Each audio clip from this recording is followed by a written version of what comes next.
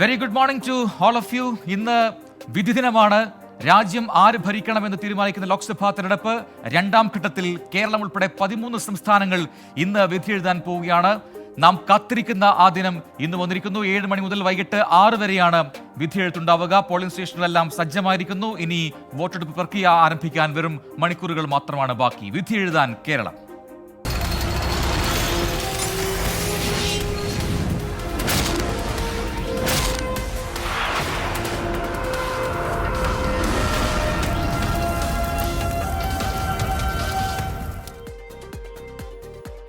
ലോക്സഭാ തെരഞ്ഞെടുപ്പിൽ കേരളം ഇന്ന് പോളിംഗ് ബൂത്തിലേക്ക്. രാവിലെ 7 മണി മുതൽ വൈകുന്നേരം 6 വരെയാണ് സംസ്ഥാനത്ത് വോട്ടെടുപ്പ്. കേരളത്തിലെ 20 ലോക്സഭാ മണ്ഡലങ്ങളിലായി 194 സ്ഥാനാർത്ഥികളാണ് മത്സരരംഗത്തുള്ളത്. വോട്ടെടുപ്പ് സമാധാനപൂർണ്ണമാക്കാൻ കേരള പോലീസും കേന്ദ്രസേനയും രംഗത്തെത്തിയിട്ടുണ്ട്. പ്രശ്നബാധിത ബൂത്തുകളിൽ 2 മുഴുവൻ സമയ ക്യാമറകളും മറ്റിടങ്ങളിൽ 1 ക്യാമറയും ഉണ്ടാകും. വിവിധ റീജിയനുകളിൽ നിന്നും ആദ്യം നമ്മുടെ റിപ്പോർട്ടേഴ്സ് ചേരുകയാണ്. ആദ്യം തിരുവനന്തപുരത്തും ഷഫീദ് റാവുത്തർ ചേരുന്നുണ്ട് വിവരങ്ങളുമായി. Shafeed, good morning. അങ്ങനെ ആ വിധി ദിനം വന്നിരിക്കുന്നു. അപ്പോൾ എല്ലാ സജ്ജീകരണങ്ങളും പൂർത്തിയായിട്ടുണ്ട്. 25,000-ലേറെ ബൂത്തുകളുണ്ട്. അവിടെ എല്ലാം തന്നെ എല്ലാ ക്രമീകരണങ്ങളും പൂർത്തിയാണ്. അപ്പോൾ എന്താണ്, എങ്ങനെയാണ് വോട്ടെടുപ്പ് പ്രക്രിയ ഉണ്ടാവുക ഇന്ന്, ഷഫീദ്? Prajin, good morning. ജനാധിപത്യത്തിന്റെ ഏറ്റവും പ്രധാനപ്പെട്ട മഹോത്സവം അത് തിരഞ്ഞെടുപ്പ്. ആ തിരഞ്ഞെടുപ്പിലേക്ക്, ലോക്സഭാ തെരഞ്ഞെടുപ്പിലേക്ക് ജനങ്ങളെത്താൻ ഇനി ഏതാണ്ട് മിനിറ്റുകൾ മാത്രമാണ് ബാക്കിയുള്ളത്. സംസ്ഥാനത്തെ മുഴുവൻ ലോക്സഭാ മണ്ഡലങ്ങളിലും തെരഞ്ഞെടുപ്പ് പ്രക്രിയയ്ക്കായി ക്രമീകരണങ്ങൾ പൂർത്തിയാക്കിയിട്ടുണ്ട്. ഞാനിപ്പോൾ നിൽക്കുന്നത് തിരുവനന്തപുരം ഈ കവടിയാറുള്ള സാൽവേഷൻ ആർമി സ്കൂളിലാണ്. ഇവിടെയും വളരെ പ്രധാനപ്പെട്ട ഒരു ബൂത്തായി കണക്കാക്കാൻ കഴിയും. ഇവിടെ നമ്മുടെ ഉദ്യോഗസ്ഥർ വളരെ പുലർച്ചെ തന്നെ ഇതുമായി ബന്ധപ്പെട്ട തെരഞ്ഞെടുപ്പ് ഒരുക്കങ്ങളിലേക്ക് കടന്നിട്ടുണ്ട്. 5:30-നാണ് മോക്ക് പോളിംഗ് നടക്കുക. ശേഷം ഏതെങ്കിലും തരത്തിൽ വോട്ടിംഗ് യന്ത്രങ്ങളിൽ തകരാറുണ്ടെങ്കിൽ സ്വാഭാവികമായും റിസർവ്ഡ് യന്ത്രങ്ങൾ എത്തിച്ചായിരിക്കും പകരം ക്രമീകരണങ്ങൾ ഏർപ്പെടുത്തുക.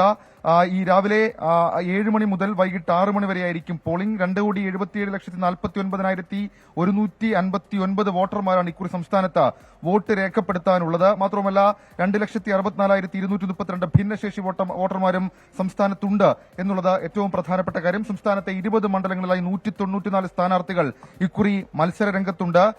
13,272 കേന്ദ്രങ്ങളിലായി ഒരുക്കിയ 25,231 ബൂത്തുകളിൽ വോട്ടെടുപ്പ് നടക്കും എന്നുള്ളതും ഏറ്റവും ശ്രദ്ധേയമായിട്ടുള്ള കാര്യം. സുരക്ഷാ ഉദ്യോഗസ്ഥരെ അടക്കം ഇതിനോടകം തന്നെ വിന്യസിച്ചിട്ടുണ്ട്. 1,00,000-ൽ പരം സുരക്ഷാ പോളിംഗ് ഉദ്യോഗസ്ഥരും അതേപോലെ തന്നെ മറ്റ് ഉദ്യോഗസ്ഥരുമാണ് ഈ തെരഞ്ഞെടുപ്പ് പ്രക്രിയയിൽ പങ്കെടുക്കുന്നതും ഏറ്റവും ശ്രദ്ധേയമായിട്ടുള്ള കാര്യം. 30,238 ഇലക്ട്രോണിക് വോട്ടിംഗ് യന്ത്രങ്ങൾ ഇതുമായി ബന്ധപ്പെട്ട് ഉപയോഗിക്കുന്നു എന്നുള്ളതും ഏറ്റവും ശ്രദ്ധേയമായിട്ടുള്ള കാര്യം. തിരുവനന്തപുരത്തെ സംബന്ധിച്ച് പറയുകയാണെങ്കിൽ ശക്തമായ ത്രികോണ മത്സരം നടക്കുന്ന രാഷ്ട്രീയ പോര് ഏത് വഴിക്ക് പോകും എന്ന് പ്രഡിക്റ്റ് ചെയ്യാൻ കഴിയാത്തത്, ആര് വാഴും ആര് വീഴും എന്ന് ഒരിക്കലും നിർണ്ണയിക്കാൻ കഴിയാത്ത തരത്തിലേക്ക് അതിനിർണായകമായിട്ടുള്ള ഒരു തിരഞ്ഞെടുപ്പിലേക്കാണ് തിരുവനന്തപുരം കടക്കുന്നത് എന്നുള്ളതും ഏറ്റവും ശ്രദ്ധേയമായിട്ടുള്ള കാര്യം. 14 ലക്ഷത്തിലധികം വോട്ടർമാർ തിരുവനന്തപുരം ലോക്സഭാ മണ്ഡലത്തിൽ വോട്ട് ചെയ്യും. 1307 ബൂത്തുകളിലായിട്ടായിരിക്കും ഈ തെരഞ്ഞെടുപ്പ് പ്രക്രിയ തിരുവനന്തപുരത്ത് മണ്ഡലത്തിൽ നടക്കുക. 73.06 ആയിരുന്നു കഴിഞ്ഞ തവണത്തെ പോളിംഗ് ശതമാനമെങ്കിൽ ഇക്കുറി അത് വർദ്ധിപ്പിക്കുക എന്നുള്ളതാണ് മുന്നണികളുടെ ഏറ്റവും പ്രധാനപ്പെട്ട ലക്ഷ്യം. കാരണം അത്രയേറെ നിർണായകമായ ഒരു തെരഞ്ഞെടുപ്പായി ഇത് മാറുകയും ചെയ്യുമെന്നുള്ള കാര്യത്തിൽ ഒരു തർക്കവും വേണ്ട. ഏതായാലും എല്ലാ ക്രമീകരണങ്ങളും അവസാന മണിക്കൂറിൽ ഒരുക്കിയിട്ടുണ്ട്. ഈ വെബ്കാസ്റ്റിംഗ് അടക്കമുള്ള സംവിധാനങ്ങൾ ഇക്കുറി ഏറ്റവും വലിയ പ്രത്യേകതയെ നമുക്ക് ചൂണ്ടിക്കാണിക്കാൻ കഴിയും. കാരണം നമുക്ക് ഈ ദൃശ്യങ്ങളിൽ തന്നെ, ഇപ്പോൾ ഞാൻ നിൽക്കുന്ന ബൂത്തിൽ തന്നെ കാണാൻ കഴിയും, വെബ്കാസ്റ്റിംഗ് അടക്കമുള്ള സംവിധാനങ്ങൾ അത് ഇക്കുറി തെരഞ്ഞെടുപ്പിൽ ഉണ്ട് എന്നുള്ളതും വളരെ നിർണായകമായിട്ടുള്ള കാര്യമായി നമുക്ക് ചൂണ്ടിക്കാണിക്കാൻ കഴിയും. അതായത് ഈ കൃത്യമായ കണക്കുകൾ നമ്മൾ ഇതുമായി ബന്ധപ്പെട്ട് പറയുകയാണെങ്കിൽ സംസ്ഥാനത്തെ 8 ജില്ലകളിലെ മുഴുവൻ ബൂത്തുകളിലും മറ്റ് 6 ജില്ലകളിലെ 75% ബൂത്തുകളിലും തത്സമയ നിരീക്ഷണത്തിലുള്ള വെബ്കാസ്റ്റിംഗ് സംവിധാനം ഇത്തവണ ഏർപ്പെടുത്തിയിട്ടുണ്ട്. കാസർഗോഡ്, കണ്ണൂർ, വയനാട്, മലപ്പുറം, കോഴിക്കോട്, പാലക്കാട്, തൃശൂർ, തിരുവനന്തപുരം എന്നീ ജില്ലകളിലെ മുഴുവൻ ബൂത്തുകളിലുമാണ് തത്സമയ നിരീക്ഷണ സംവിധാനമുള്ളത്. അതാണ് നമുക്ക് ഈ ദൃശ്യങ്ങളിൽ കാണാൻ കഴിയുന്ന ക്യാമറ എന്ന് പറയുന്നത്.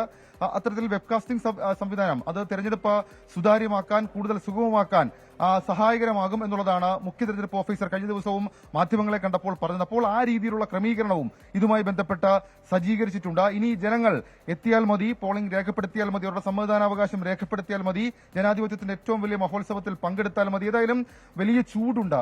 നമുക്കറിയാം, കൊടും ചൂടിലാണ് നമ്മൾ കടന്നുപോകുന്നത്.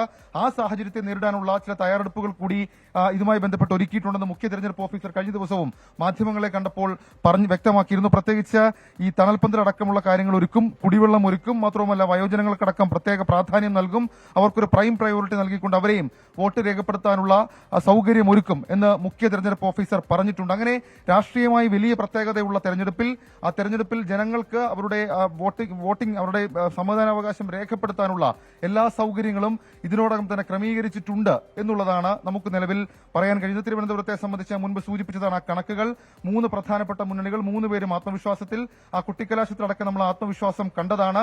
ആ ആത്മവിശ്വാസം പോളിംഗിൽ ഉണ്ടാകുമോ എന്നുള്ളത് കാത്തിരുന്ന് കാണാം. തിരുവനന്തപുരത്തെ സംബന്ധിച്ച് UDF-നും LDF-നും NDA-ക്കും ഒരേപോലെ പ്രതീക്ഷ ഉണ്ട്.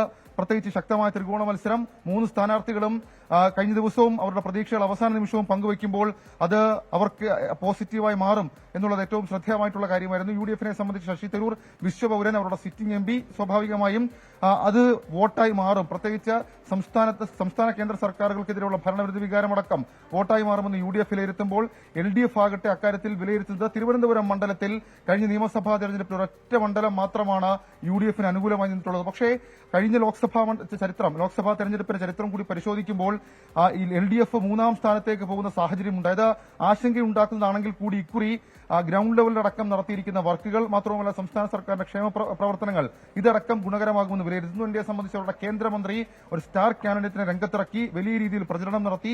മണ്ഡലത്തിൽ ആദ്യഘട്ടത്തിൽ സുപരിചിതൻ അല്ലെങ്കിൽ കൂടി അവസാന ഘട്ടത്തിലേക്ക് എത്തുമ്പോൾ ജനങ്ങളിലേക്ക് കൂടുതൽ ഇറങ്ങിച്ചെല്ലാൻ കഴിഞ്ഞു എന്നുള്ളൊരു വിലയിരുത്തലുണ്ട്. അതടക്കം 3 മുന്നണികൾക്കും ഡിവൈഡ് ചെയ്ത് പറയുകയാണെങ്കിൽ വലിയ പ്രതീക്ഷ ഇക്കാര്യത്തിലുണ്ട്. അതൊക്കെ ആ പ്രതീക്ഷകൾക്കനുസരിച്ച് മാറുമോ എന്നുള്ളത് 7 മണി മുതൽ വൈകിട്ട് 6 മണി വരെ നടക്കുന്ന തെരഞ്ഞെടുപ്പ് പ്രക്രിയയിലായിരിക്കും വ്യക്തമാവുക. പ്രജിൻ. ശരി ഷഫി, എന്തായാലും പോളിംഗ് ബൂത്തുകൾ തുറന്ന് വരുന്നതാണ്. അപ്പോൾ ഇനിയിപ്പോൾ മോക്ക് പോളിംഗ് ബാക്കിയുണ്ട്. അതിനുശേഷമായിരിക്കും യഥാർത്ഥ പോളിംഗ് പ്രക്രിയ ആരംഭിക്കുക. ഇനി നമുക്ക് എറണാകുളത്തേക്ക് പോവാം. മധ്യകേരളത്തിൽ എന്താണ് അവസ്ഥ എന്ന് നോക്കാം. കൊച്ചിയിൽ നിന്നും ഷഫീദ് വിഷ്ണു സുരേഷ്. Vishnu, good morning. അപ്പോൾ കേരളം ഒരുങ്ങിക്കൊണ്ടിരിക്കുകയാണ്. ഇനിയിപ്പോൾ മിനിറ്റുകൾ മാത്രമാണ് ആ പ്രക്രിയ തുടങ്ങാൻ ബാക്കിയുള്ളത്. എല്ലാ ബൂത്തുകളും സജ്ജീകരിച്ചിട്ടുണ്ട്. അവിടെ ക്രമീകരണങ്ങളെല്ലാം പൂർത്തിയായി വരുന്നു. അപ്പോൾ മോക്ക് പോളിംഗ് എപ്പോഴാണ് ഉണ്ടാവുക? മറ്റു വിവരങ്ങൾ?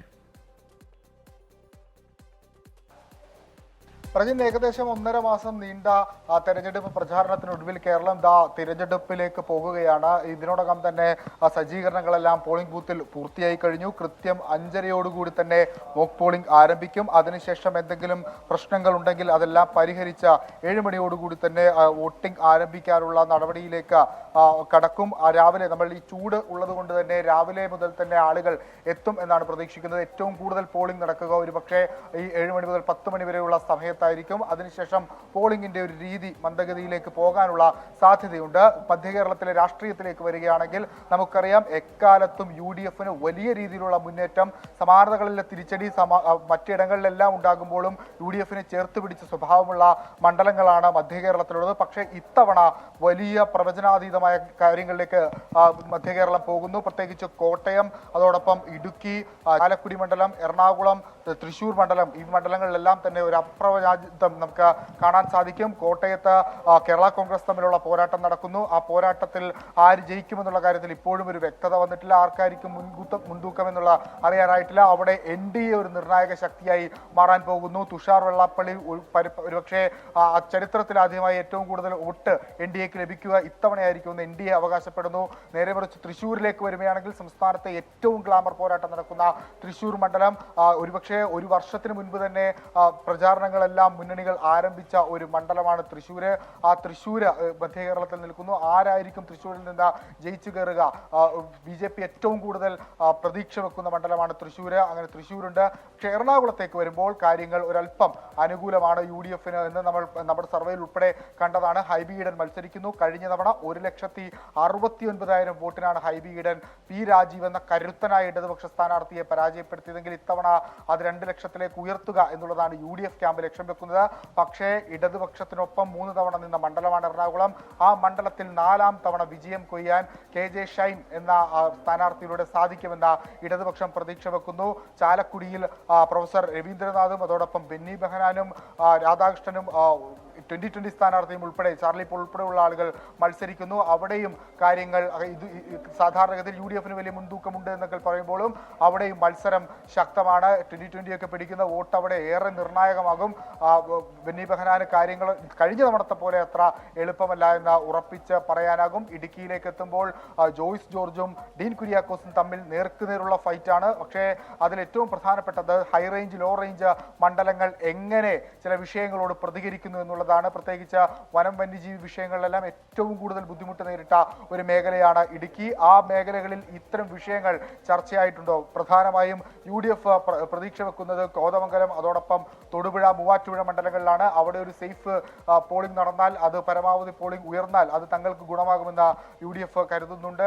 പക്ഷേ അപ്പോഴും ഒരു വിജയം, കഴിഞ്ഞ തവണ 1 ലക്ഷത്തിലധികം വോട്ടിനാണ് ഡീൻ വിജയിച്ചതെങ്കിൽ ഇത്തവണ അത്തരം പ്രതീക്ഷകളൊന്നുമില്ല. വിജയിച്ച് കയറാമെന്ന് പ്രതീക്ഷയുണ്ടെങ്കിലും ശക്തമായ പോരാട്ടം അവിടെയും നടക്കുന്നു. ആലപ്പുഴയിലേക്ക് വരുമ്പോൾ അവിടെ KC വേണുഗോപാലും ശോഭാ സുരേന്ദ്രനും ആരിഫും കഴിഞ്ഞ തവണ ഇടതുപക്ഷത്തിന് ആകെ പ്രതീക്ഷ നൽകിയ ഒരു മണ്ഡലമാണ് ആലപ്പുഴയെങ്കിൽ ഇത്തവണ അത് പിടിച്ചെടുക്കാൻ, ആ മണ്ഡലം കനൽ കെടുത്താൻ വേണ്ടി KC വേണുഗോപാലിനെ തന്നെ കളത്തിലിറക്കി കോൺഗ്രസ് പോരാടുമ്പോൾ അവിടെ ശോഭാ സുരേന്ദ്രൻ ശക്തമായ സാന്നിധ്യമായി ഉണ്ട്. കഴിഞ്ഞ തവണ 2.5% BJPയുടെ വോട്ട് ഷെയറെങ്കിൽ KS രാധാകൃഷ്ണൻ അത് 8% ഉയർത്തിയിട്ടാണ് അവിടെ നിന്ന് എറണാകുളത്തേക്ക് മത്സരിക്കാൻ എത്തിയത്. ഇത്തവണ ശോഭാ സുരേന്ദ്രൻ ആലപ്പുഴയിൽ എത്തുമ്പോൾ ആലപ്പുഴയിൽ എന്താണ് BJP അല്ലെങ്കിൽ എത്ര വോട്ട് പിടിക്കും എന്നുള്ളത് ഇരു മുന്നണികൾക്കും നിർണായകമാണ്. അങ്ങനെ ആകെ മൊത്തം മധ്യ കേരളത്തിൽ UDFന്റെ കൊട്ടയെന്നെല്ലാം നമ്മൾ വിശേഷിക്കുമ്പോഴും ഒരു പ്രവചനാതീതമായ കാര്യങ്ങൾ എല്ലാം തന്നെ ഈ മണ്ഡലത്തിൽ നിലനിൽക്കുന്നുണ്ട്. ഏറ്റവും കൂടുതൽ പോളിംഗ് ഒരുപക്ഷെ മധ്യ കേരളത്തിൽ ഇത്തവണ ഉണ്ടാകുമെന്ന് പ്രതീക്ഷിക്കുന്നു. എറണാകുളത്ത് കഴിഞ്ഞ തവണ 72% പോളിംഗ്. ഇത്തവണ ആ പോളിംഗ് ഉയരാനുള്ള ഒരു സാധ്യത മുന്നണികൾ വെക്കുന്നുണ്ട്. കാരണം പരമാവധി ആളുകളെ വോട്ടിംഗ് സ്റ്റേഷനിലേക്ക് എത്തിക്കുന്നതിന് വേണ്ടിയിട്ടുള്ള എല്ലാ നടപടികളും പൂർത്തീകരിച്ചിട്ടുണ്ട്. 5:30 തന്നെ മോക്ക് പോളിംഗ് ആരംഭിക്കും. വിവിധ രാഷ്ട്രീയ പാർട്ടികളുടെ ആളുകൾ എല്ലാവരും എത്തിയിട്ടുണ്ട്. വോട്ടിംഗ് മെഷീനുകളിൽ തകരാറുണ്ടെങ്കിൽ അതെല്ലാം പരിഹരിക്കുന്ന നടപടികൾ എത്രയും പെട്ടെന്ന് തന്നെ സ്വീകരിക്കും. പ്രജിൻ. വിഷ്ണു സുരേഷാണ് കൊച്ചിയിൽ നിന്ന് വിശദാംശങ്ങൾ നൽകിയത്. ഇനി നമുക്ക് വടക്കൻ കേരളത്തിലേക്ക് പോകാം. അവിടെ കോഴിക്കോട് നിന്നും മിഥില ബാലനുണ്ട് ഏറ്റവും പുതിയ വിവരങ്ങളുമായി. Mithila, good morning. അപ്പോൾ കേരളം ഒരുങ്ങിക്കഴിഞ്ഞിരിക്കുന്നു. ഇനിയിപ്പോൾ വോട്ടർമാർ വരിക മാത്രമാണ് വേണ്ടത്. 7 മണിക്കാണ് പോളിംഗ് ആരംഭിക്കുക. അപ്പോൾ എല്ലാ ഒരുക്കങ്ങളും എല്ലാ ബൂത്തുകളിലും പൂർത്തിയായിട്ടുണ്ട്. എന്താണ് വടക്കൻ കേരളത്തിൻ്റെ ഒരു പൊതുചിത്രം? പ്രശ്നബാധിത ബൂത്തുകൾ അവിടെ ഉണ്ടോ? കേന്ദ്രസേനയടക്കം ആ മേഖലയിൽ വിന്യസിച്ചിട്ടുണ്ടോ? വിവരങ്ങൾ.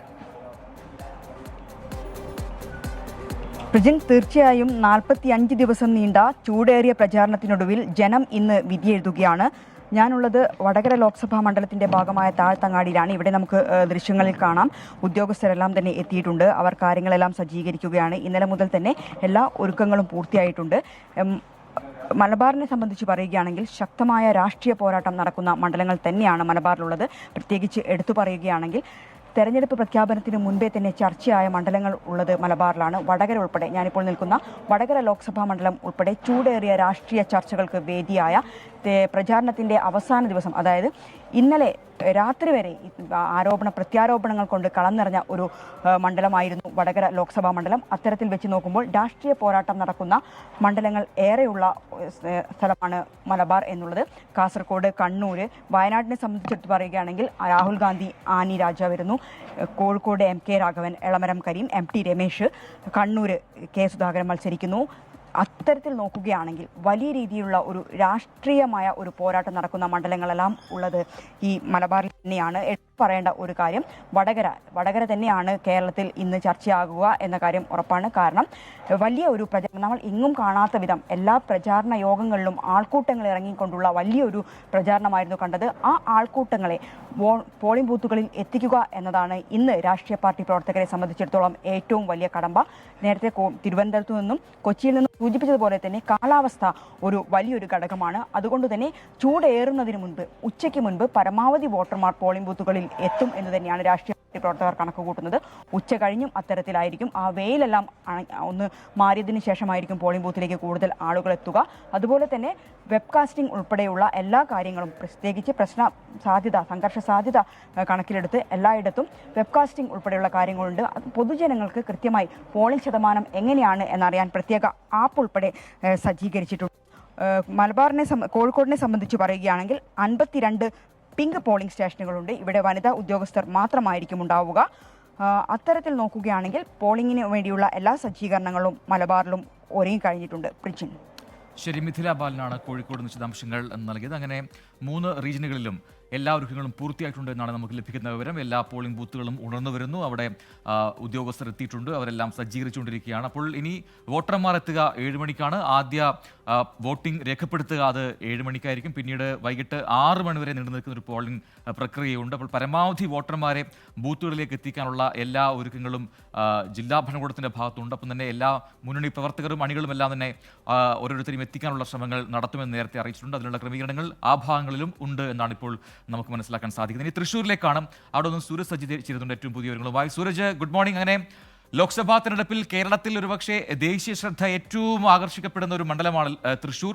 ആ തൃശ്ശൂരിൽ ഒരുപാട് പ്രതീക്ഷകൾ 3 മുന്നണികളും വെച്ചു പുലർത്തുന്നു. ഒരു ത്രികോണ മത്സരം അത് അതിൻ്റെതായ അർത്ഥത്തിൽ നടക്കുന്നൊരു മണ്ഡലം കൂടിയാണല്ലോ തൃശ്ശൂർ. അപ്പോൾ അവിടുത്തെ ഒരുക്കങ്ങൾ എന്താണ്? എല്ലാ ക്രമീകരണങ്ങളും പൂർത്തിയായി കഴിഞ്ഞു എന്ന് മനസ്സിലാക്കുന്നു. ഇപ്പോൾ സൂരജ് ഉള്ളത് എവിടെയാണ്? പ്രജിൻ, എന്തായാലും ചൂടേറിയ പ്രചാരണത്തിന് ശേഷം 1275 ബൂത്തുകളിൽ വിധി എഴുതിക്കൊണ്ടാണ് തൃശൂർ അങ്ങനെ വോട്ടെടുപ്പിലേക്ക് നീങ്ങുന്നത്. എല്ലാ ഒരുക്കങ്ങളും എല്ലാ ബൂത്തിലും പൂർത്തിയായി കഴിഞ്ഞിരിക്കുന്നു. വെബ്കാസ്റ്റിംഗ് അടക്കമുള്ള സജ്ജീകരണങ്ങൾ, അതോടൊപ്പം തന്നെ ഈ ചില വോട്ടുകളിൽ ആരോപണങ്ങൾ ഉൾപ്പെടെ ഉന്നയിച്ചിട്ടുണ്ട്. അതായത് ഈ അഡ്രസ്സ് മാറ്റി, അതായത് മണ്ഡലം മാറ്റി വോട്ട് ചേർത്ത സംഭവങ്ങളടക്കം ചില ആരോപണങ്ങളായി ഉയർത്തിയിട്ടുണ്ട്. അത്തരം പ്രശ്നങ്ങളെല്ലാം പരിഹരിക്കുന്നതിന് ശക്തമായ നിരീക്ഷണം ഏർപ്പെടുത്തിക്കൊണ്ടാണ് തൃശൂർ നിയോജക മണ്ഡലത്തിൽ, ലോക്സഭാ മണ്ഡലത്തിൽ പ്രത്യേകിച്ച് തെരഞ്ഞെടുപ്പിന് വേണ്ടിയുള്ള എല്ലാ ഒരുക്കങ്ങളും പൂർത്തിയായിരിക്കുന്നു. അവസാന ലാപ്പിലേക്ക്, അതായത് പോളിംഗ് ബൂത്തിലേക്ക് എത്തുമ്പോൾ പോലും തൃശ്ശൂരിന്റെ ജനമനസ് എന്തായിരിക്കുമെന്നത് പ്രവചനാതീതമായി തന്നെ നിലനിൽക്കുന്നു എന്നുള്ളതാണ് ഏറ്റവും പ്രധാനപ്പെട്ട കാര്യം. ഇന്നലെ വൈകുന്നേരം പോലും രാഷ്ട്രീയ ആരോപണങ്ങളും വാഗ്വാദങ്ങളും എല്ലാം നിറഞ്ഞു നിൽക്കുന്നത് നമ്മൾ കണ്ടു. പ്രത്യേകിച്ച് ഇന്നലെ ഒളരിയിൽ ഈ പണവിതരണം അടക്കമുണ്ടായിരുന്നു. 2 വീടുകളിൽ BJP പ്രവർത്തകർ പണം വിതരണം ചെയ്തു എന്ന പരാതിയുമായി LDFും UDFും ഒരുപോലെ രംഗത്തെത്തി.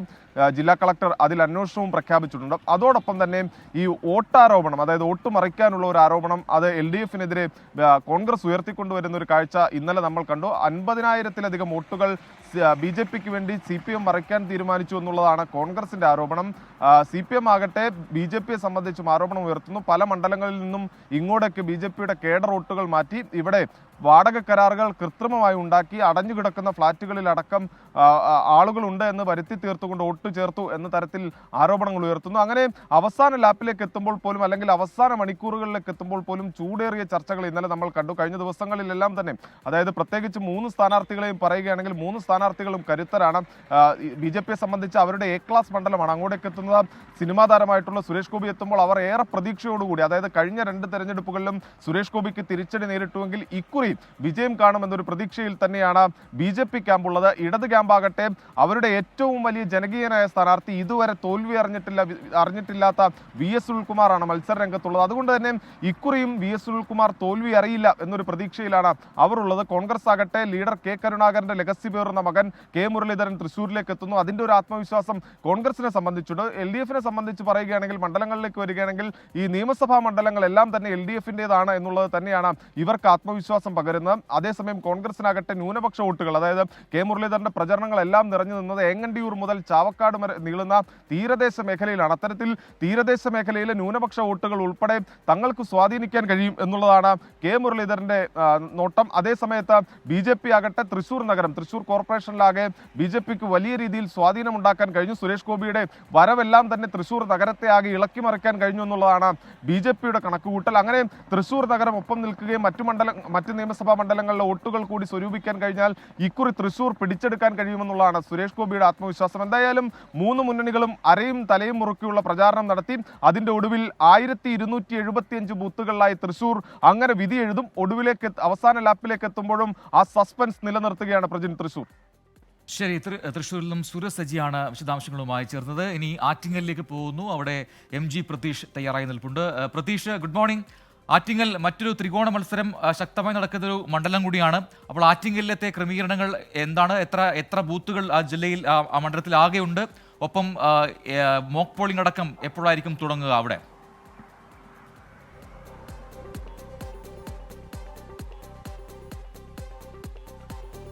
പ്രിജിൻ 20 ലോക്സഭാ മണ്ഡലങ്ങളിൽ വളരെ വാശിയേറിയ മത്സരം നടക്കുന്ന ഒരു മണ്ഡലം കൂടിയാണ് ആറ്റിങ്ങൽ. കാരണം സിറ്റിംഗ് MP മത്സരിക്കുന്നു, സിറ്റിംഗ് MLA മത്സരിക്കുന്നു, കേന്ദ്ര സഹമന്ത്രി മത്സരിക്കുന്നു എന്നുള്ള പ്രത്യേകത കൂടി ആറ്റിങ്ങൽ മണ്ഡലത്തിലുണ്ട്. കടലോര ഗ്രാമമായ വർക്കല മുതൽ ടൂറിസം കേന്ദ്രമായ പൊന്മുടി വരെ നീളുന്ന ഒരു മണ്ഡലം കൂടിയാണ് ആറ്റിങ്ങൽ മണ്ഡലം. അതുകൊണ്ട് തന്നെ ശക്തമായ ഒരു ത്രികോണ മത്സരം ഈ മണ്ഡലത്തിൽ ഉണ്ട്. അതുകൊണ്ട് തന്നെ ആര് ഈ ജനവിധി എഴുതുമ്പോൾ ആര് ജയിക്കുമെന്ന കാര്യത്തിൽ എല്ലാ മുന്നണികളും ആത്മവിശ്വാസം പ്രകടിപ്പിക്കുകയാണ്. പ്രധാനമായും LDF അടക്കം ഈ ഉന്നയിക്കുന്ന ഒരു കാര്യം കേന്ദ്ര സർക്കാർ വിരുദ്ധ സമീപനങ്ങൾ, സംസ്ഥാന സർക്കാരിനോടുള്ള കേന്ദ്ര സർക്കാർ വിരുദ്ധ സമീപനങ്ങൾ അടക്കമാണ് ഈ തെരഞ്ഞെടുപ്പിൽ ഇടതുമുന്നണി സ്ഥാനാർത്ഥിയായ വി ജോയ് പ്രചരണ വിഷയമാക്കിയത്. വലിയ വികസന പദ്ധതികളൊന്നും തന്നെ ആറ്റിങ്ങൽ മണ്ഡലത്തിൽ അവകാശപ്പെടാനില്ലെങ്കിലും പ്രധാനമായും പ്രാദേശിക വിഷയങ്ങളടക്കം ചർച്ചയായ ഒരു മണ്ഡലങ്ങളാണ്. പരമ്പരാഗത വ്യവസായങ്ങൾ ഏറെയുള്ള മണ്ഡലമാണ്. ഒപ്പം ഈ കർഷകർ ഏറെയുള്ള മണ്ഡലങ്ങൾ. അത്തരത്തിൽ പ്രാദേശിക വിഷയങ്ങളാണ് പ്രധാനമായും ആറ്റിങ്ങൽ മണ്ഡലത്തിൽ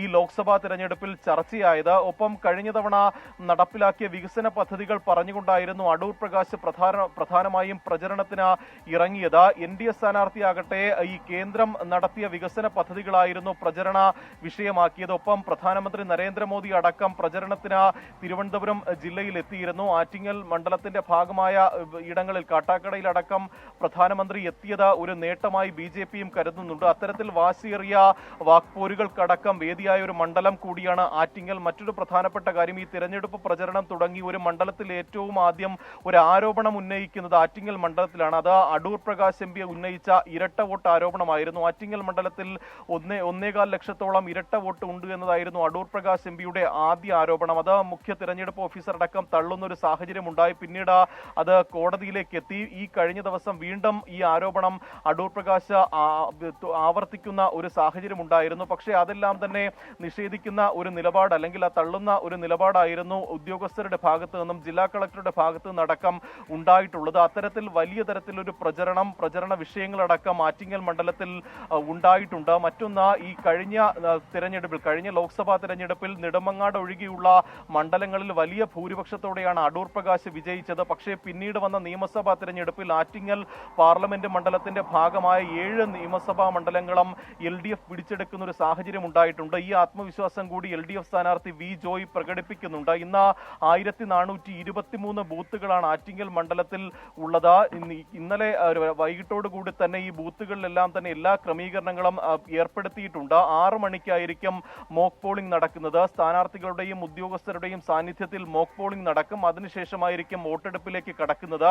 കഴിഞ്ഞ ലോക്സഭാ തെരഞ്ഞെടുപ്പിൽ 74.48% പോളിംഗ് ആണ് ആറ്റിങ്ങൽ രേഖപ്പെടുത്തിയിരുന്നത്. ഇത്തവണ പോളിംഗ് ഉയരുമെന്ന ഒരു പ്രതീക്ഷയാണ് ആറ്റിങ്ങൽ മണ്ഡലത്തിലുള്ളത്. പരമാവധി ആളുകളെ ഈ പോളിംഗ് ബൂത്തിൽ എത്തിക്കാനുള്ള ഒരു ശ്രമമാണ് ഈ സ്ഥാനാർത്ഥികളുടെയും ഭാഗത്ത് നിന്ന് ഉണ്ടാകുന്നത്. എന്തായാലും ഈ തിരഞ്ഞെടുപ്പുമായി ബന്ധപ്പെട്ട എല്ലാ ഒരുക്കങ്ങളും ആറ്റിങ്ങൽ മണ്ഡലത്തിലും പൂർത്തിയായിട്ടുണ്ട്. പ്രജിത്ത്. ശരി, MG പ്രതീഷാണ് ആറ്റിങ്ങൽ നിന്നും വിശദാംശങ്ങൾ നൽകിയത്. ഇനി കൊല്ലത്തേക്കാണ്. കൊല്ലത്ത് നിന്നും അരുൺരാജ് ചേരുന്നുണ്ട് വിവരങ്ങളുമായി. Arun, good morning. അപ്പോൾ കൊല്ലത്തെ സ്ഥിതിഗതികൾ എന്താണ്? അവിടെ ഈ പറയുന്നത് പോലെ ഒരു താരമണ്ഡലം എന്ന് വിളിക്കാവുന്ന ഒരു മണ്ഡലമാണ് കൊല്ലം. അപ്പോൾ എങ്ങനെയാണ് അവിടുത്തെ പ്രതീക്ഷകൾ ഓരോ മുന്നണികൾക്കും? ഒപ്പം എത്ര ബൂത്തുകൾ സജ്ജീകരിച്ചിട്ടുണ്ട് മണ്ഡലത്തിൽ? എല്ലായിടത്തും എല്ലാ ക്രമീകരണങ്ങളും ഇതിനോടകം പൂർത്തിയായി കഴിഞ്ഞല്ലോ അല്ലേ? തീർച്ചയായും ഗുഡ് മോർണിംഗ് പ്രജിൻ. എന്തായാലും തീർച്ചയായും കൊല്ലം ജില്ലയിൽ എല്ലാ രീതിയിലുള്ള ക്രമീകരണങ്ങളും തെരഞ്ഞെടുപ്പിനോടനുബന്ധിച്ച് ഒരുക്കി കഴിഞ്ഞിരിക്കുകയാണ്. 1215 വോട്ടിംഗ് കേന്ദ്രങ്ങളാണ് നിലവിൽ ജില്ലയിലുള്ളത്, കൊല്ലം ലോക്സഭാ മണ്ഡലത്തിലുള്ളത്. ഈ ലോക്സഭാ മണ്ഡലത്തിൽ ഇതിനോടകം തന്നെ എല്ലാ ക്രമീകരണങ്ങളും പൂർത്തിയായതായി ഇന്നലെ രാത്രി തന്നെ ജില്ലാ കളക്ടർ അറിയിച്ചു. ആവശ്യമായ എല്ലാ ക്രമീകരണങ്ങളും ഇതിനോടകം തന്നെ ഉപയോഗിച്ചിട്ടുണ്ട്.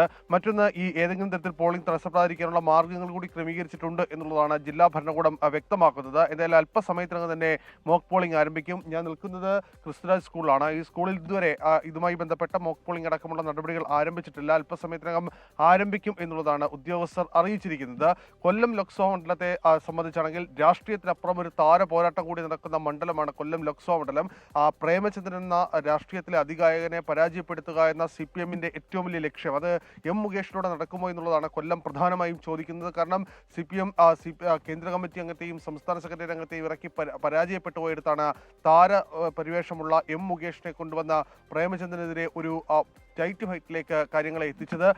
ആ ഒരു അടവ് CPM-ന്റെ ആ ഒരു തീരുമാനം ശരിവെക്കുന്ന കാര്യങ്ങളാണ് അവസാന ഘട്ടത്തിലടക്കം നമുക്ക് കാണാൻ കഴിയുന്നത്. ഏതായാലും കൊല്ലം ജില്ലയിൽ NDA സ്ഥാനാർത്ഥിയെ കൃഷ്ണകുമാർ കൂടി വന്നതോടെ NDA എത്ര വോട്ട് പിടിക്കും എന്നുള്ളതും വലിയ ഒരു ചർച്ചകൾക്ക് ഇട നൽകിയതാണ്. കാരണം NDA വോട്ടുകൾ അനുസരിച്ചായിരിക്കും കൊല്ലം ലോക്സഭാ മണ്ഡലത്തിലെ ജയപരാജയങ്ങളെ പൂർണ്ണമായി നിർണ്ണയിക്കാൻ പോകുന്നത്. അതുകൊണ്ട് തന്നെ പ്രവചനങ്ങൾക്ക് അതീതമായി അവസാന നിമിഷം വരെ ഒരു സസ്പെൻസ് നിറയുന്ന മണ്ഡലമായി കൊല്ലം മാറുമെന്ന കാര്യത്തിൽ സംശയമില്ല.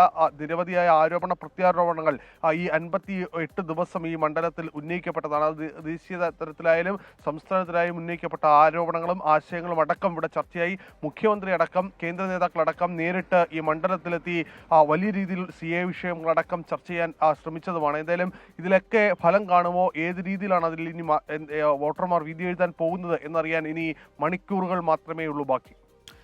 ശരി, ഇനി 1.5 മണിക്കൂർ മാത്രമാണ് പോളിംഗ് തുടങ്ങാൻ ബാക്കിയുള്ളത്. കൊല്ലം ജില്ലയിലും കൊല്ലം മണ്ഡലത്തിലും എല്ലാ ഒരുക്കങ്ങളും പൂർത്തിയായെന്ന് അരുൺ രാജ് റിപ്പോർട്ട് ചെയ്യുന്നു. ഇനി ചാലക്കുടിയിലേക്കാണ്. ചാലക്കുടിയിൽ നിന്ന് വിനീത VG നൽകും ഏറ്റവും പുതിയ അപ്ഡേറ്റുകൾ. വിനീത, ഇനി 1.5 മണിക്കൂർ മാത്രമാണ് പോളിംഗ് തുടങ്ങാൻ ബാക്കിയുള്ളത്.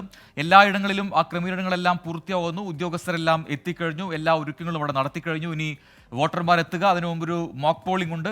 അതുകൂടി ചെയ്ത് എല്ലാം ഓക്കെയാണ് എന്ന് വരുത്തേണ്ടതുണ്ട്. അതിനുശേഷമായിരിക്കും യഥാർത്ഥ പോളിംഗ് ആരംഭിക്കുക. അതിനുള്ള ക്രമീകരണങ്ങൾ എല്ലാം പൂർത്തിയായിട്ടുണ്ടോ ചാലക്കുടിയിൽ? തീർച്ചയായും പ്രജൻ ക്രമീകരണങ്ങൾ എല്ലാം തന്നെ സജ്ജമാക്കിയിട്ടുണ്ട്. ഞാനിപ്പോൾ നിൽക്കുന്നത് ബൂത്ത് നമ്പർ 90-ലാണ്. അങ്കമാലി സെന്റ് ജോസഫ് സ്കൂളാണ് ചാലക്കുടി മണ്ഡലത്തിലെ ബൂത്താണ്. ഇതിൽ നമുക്ക് ഇവിടെ രാവിലെ 5 മണി മുതൽ വോട്ട് ചെയ്യാനായി എത്തിയ ഒരു അപ്പാപ്പൻ ഇവിടെ എത്തിയിട്ടുണ്ട്. അദ്ദേഹം രാവിലെ 5 മണി മുതൽ ഇവിടെ വന്ന് ഇങ്ങനെ കാത്തിരിക്കുന്നതാണ്. രാവിലെ തന്നെ എത്തിയല്ലേ വോട്ട് ചെയ്യാൻ? നേരത്തെ 4:30 വരും. എല്ലാ വർഷവും രാവിലെ തന്നെ എത്താം? എല്ലാ പ്രാവശ്യവും തെരഞ്ഞെടുപ്പിന് രാവിലെ തന്നെ? ഇവിടെ ഫസ്റ്റ് വോട്ട് ചെയ്യണ ഞാനാ. എവിടെന്നാ വരുന്നത്? ഇവിടെ തൊട്ട് ബാക്കി തന്നെയാണ്, ബൂത്തിനടുത്ത് തന്നെയാണ്. അതെ അതെ. രാവിലെ എണീറ്റ് ഇങ്ങോട്ടേക്ക് പോകുന്നു. രാവിലെ വോട്ട് ചെയ്തിട്ട് മടങ്ങാനാണ്. തീർച്ചയായും അദ്ദേഹം പറയുന്നത് എല്ലാ തെരഞ്ഞെടുപ്പ് കാലങ്ങളിലും അദ്ദേഹം രാവിലെ എത്താറുണ്ട്. രാവിലെ എത്തി ആദ്യ വോട്ട് ചെയ്യുന്ന അപ്പാപ്പൻ എന്നാണ് പറയുന്നത്. അപ്പൊ പേരെങ്ങനെയാണ്? തോമസ്. അപ്പം തോമസ് എന്ന് പറയുന്ന അപ്പാപ്പനാണ്. അപ്പം ഇത്തവണയും ആ പതിവ് തെറ്റിച്ചിട്ടില്ല. അദ്ദേഹം രാവിലെ 5 മണിക്ക് തന്നെ ഈ ബൂത്തിലേക്ക് എത്തിയിട്ടുണ്ട്. ബൂത്തിൽ മറ്റ് സജ്ജീകരണങ്ങളെല്ലാം തന്നെ പൂർത്തിയാക്കിയിട്ടുണ്ട്. ഉദ്യോഗസ്ഥരൊക്കെ തന്നെ ഇവിടെ എത്തിയിട്ടുണ്ട്. കൃത്യം 6 മണിയോടുകൂടി തന്നെ മോക്ക് ആരംഭിക്കും. ഒരു പോളിംഗ് ബൂത്തിൽ 50 വോട്ടുകളാണ് ഈ മോക്ക് പോളിംഗിൽ ചെയ്യുന്നത്. തുടർന്ന് കൺട്രോൾ യൂണിറ്റുകൾ സജ്ജമാക്കിയ ശേഷം 7 മണിയോടുകൂടിയായിരിക്കും വോട്ടെടുപ്പ് ആരംഭിക്കുക. മോക്ക് പോളിംഗ് ആരംഭിക്കുന്നത് മുതൽ പോളിംഗ് അവസാനിച്ച് വോട്ടിംഗ് യന്ത്രങ്ങൾ പെട്ടിയിലാക്കുന്നത് വരെ ഈ പോളിംഗ് ബൂത്തുകളിൽ നടപടികളെല്ലാം തന്നെ ഈ കളക്ടറേറ്റിന്റെ കൺട്രോൾ റൂമിലൂടെ തത്സമയം വീക്ഷിക്കുന്നതിനുള്ള ക്രമീകരണങ്ങളെല്ലാം തന്നെ ഏർപ്പെടുത്തിയിട്ടുണ്ട്. ജില്ലയിൽ ഏതാണ്ട് 2294 പോളിംഗ് സ്റ്റേഷനുകളാണുള്ളത്. 2753 ബാലറ്റ് യൂണിറ്റുകളും 2753 കൺട്രോൾ യൂണിറ്റുകളും 1914 VVPAT യന്ത്രങ്ങളും ഒക്കെ തന്നെ സജ്ജമാക്കിയിട്ടുണ്ട്. ചാലക്കുടി ലോക്സഭാ മണ്ഡലത്തെ സംബന്ധിച്ചിടത്തോളം കുന്നത്തുനാട് നിയമസഭാ മണ്ഡലത്തിലാണ് ഏറ്റവും കൂടുതൽ പോളിംഗ് സ്റ്റേഷനുകളുള്ളത്. 185 എണ്ണമാണ് അവിടെയുള്ളത്. ഒപ്പം തന്നെ എറണാകുളം മണ്ഡലത്തിലാണ് ഏറ്റവും കുറവ് പോളിംഗ് സ്റ്റേഷനുകളുള്ളത്. 140 എണ്ണമാണ്. എല്ലാ ബൂത്തുകളിലും കൃത്യമായിട്ടുള്ള നിരീക്ഷണവും മറ്റ് സജ്ജീകരണങ്ങളും ഒക്കെ തന്നെ ഏർപ്പെടുത്തിയിട്ടുണ്ട്. ഭിന്നശേഷിക്കാർക്കും ഒപ്പം തന്നെ ഈ അക്ഷരരായവർക്കുമൊക്കെ അവിടെ എത്തുന്നതിനും വോട്ട് ചെയ്യുന്നതിനും ഒക്കെയുള്ള സജ്ജീകരണങ്ങൾ രേഖപ്പെടുത്തിയിട്ടുണ്ട്. ചൂടുകാലമാണ്, അതുകൊണ്ട് തന്നെ കുടിവെള്ളത്തിനും മറ്റുമുള്ള കനത്ത വെയിലിലൊക്കെ ക്യൂ നിന്ന് എത്തുന്നവർക്ക് കുടിവെള്ളത്തിനും മറ്റുമുള്ള സജ്ജീകരണങ്ങളും എല്ലാ ബൂത്തുകളിലും ഒരുക്കിയിട്ടുണ്ട്. ഇങ്ങനെയുള്ള എല്ലാ ക്രമീകരണങ്ങളും ഇവിടെ ഏർപ്പെടുത്തിയിരിക്കുകയാണ്. ഇനി 6 മണിയോടുകൂടി തന്നെ മോക്ക് പോളിംഗ് ആരംഭിക്കും. ശരി വിനീത, ചാലക്കുടിയിൽ നിന്നാണ് വിനീത ചേർന്നത്. അപ്പോൾ സംസ്ഥാനത്തിന്റെ പല ഭാഗങ്ങളിലും ഇപ്പോൾ മോക്ക് പോളിംഗ് ആരംഭിച്ചിട്ടുണ്ട് എന്നൊരു അപ്ഡേറ്റ് കൂടി ഇപ്പോൾ വരുന്നുണ്ട്. അങ്ങനെ മോക്ക് പോളിംഗ് പൂർത്തിയാവുന്നതോടുകൂടി എല്ലാ ഒരുക്കങ്ങളും പൂർത്തിയായി എന്ന് നമുക്ക് ഉറപ്പുവരുത്താം. അങ്ങനെ 7 മണിക്കായിരിക്കും ഈ യഥാർത്ഥ വോട്ടിംഗ് ആരംഭിക്കുക.